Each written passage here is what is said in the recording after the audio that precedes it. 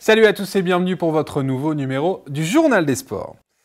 L'avenir du VFC se décide aujourd'hui, mercredi 25 juin 2014.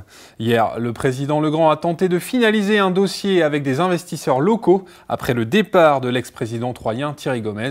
Si tout va bien, ce projet local devrait être présenté ce mercredi matin devant le tribunal de commerce. Et si la reprise est actée, le VFC devra encore fournir les éléments convaincants à la DNCG dans la journée pour obtenir son maintien en Ligue 2. La semaine dernière, Jean-Raymond Legrand avait donné une conférence de presse pour confirmer qu'il manquait encore de l'argent pour mener à bien un projet à hauteur d'1 million d'euros. Et si le club obtient le droit d'exister et de combattre en Ligue 2, ce qui n'est pas encore fait, il devra reconstruire toute une équipe et en partie son staff. Après les départs de Raphaël Fèvre et Stéphane Cassard, préparateur physique et entraîneur des gardiens, ce sont des joueurs en fin de contrat qui commencent à trouver preneur. Un nouveau trentenaire qui a marqué le club rejoint la Corse et son copain David Ducourtiou chez le Gazélec d'Ajaccio. Grégory Pujol s'est en effet engagé 2 saisons avec le club promu en Ligue 2 et premier adversaire officiel de la saison pour le VFC si tout va bien. Les entraînements ont en tout cas repris pour les autres joueurs vendredi dernier après les traditionnels tests physiques effectués la veille. Et puis, décidément, l'avenir des clubs locaux est bien flou. Le volleyball est lui aussi touché.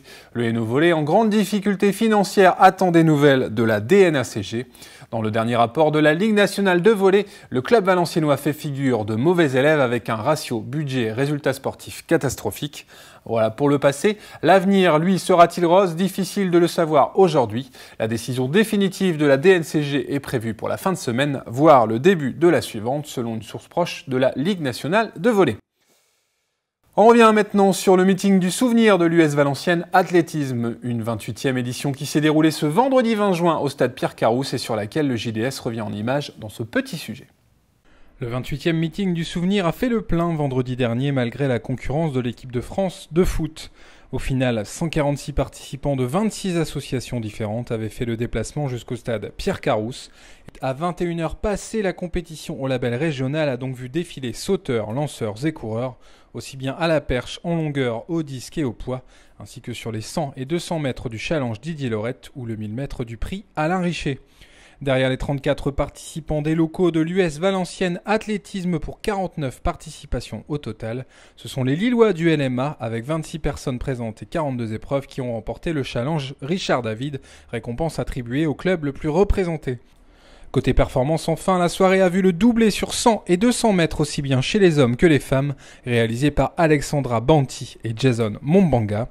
A noter également les 52 mètres 85 de Lucie Catouillard au lancer du disque, les 4 mètres 01 de Gilles Lebris-Finot à la perche féminine ou les 11 secondes 78 réalisées par la sprinteuse Alexandra Banti sur 100 mètres. Et puis une dernière info avant de refermer notre page consacrée à l'athlétisme, c'est le grand week-end pour Richard l'Espagnol, le cadet de l'USVA que nous vous avions fait découvrir il y a quelques semaines.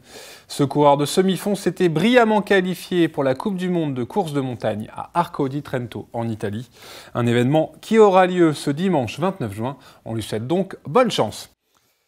Voilà, et puis on se quitte avec plusieurs informations à noter dans vos agendas. Le week-end sera en effet sportif pour la place d'Armes.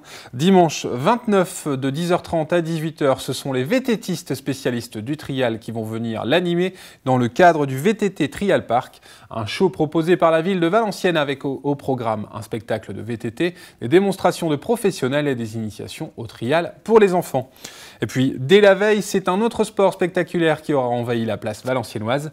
Le baseball sera lui aussi à la fête dès le samedi 28 juin et pour tout le week-end. De 10h à 19h30 le premier jour et de 10h à 17h le dimanche, le Club des Vipères de Valenciennes vous proposera des ateliers découvertes avec notamment une initiation au lancer de balle et à la batte. Atelier bien évidemment gratuit. Enfin, côté tennis, sachez que le TSBV organise ses journées de préinscription pour l'année 2015 de son école de tennis à partir de ce mercredi 25 juin. Le club prendra des inscriptions ces mercredis 25 et 2 juillet ainsi que vendredi 27 de 17h à 19h. Un créneau est également proposé le samedi 28 juin de 10h à midi. Les inscriptions sont également possibles pour les stages d'été prévus par le TSBV. Et puis, toujours au club, mais dans la section squash, à noter le résultat de l'équipe 1 au Final Four organisé ce week-end au Mans. Logiquement battue au premier tour, l'équipe valenciennoise a accroché le match nul lors de la petite finale, mais perd finalement au 7 avérage.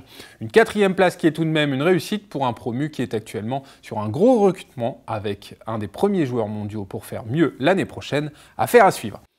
Voilà, cette fois-ci, c'est bel et bien la fin de votre journal des sports. Merci de l'avoir suivi. Très bonnes semaines à toutes et à tous. Bye bye.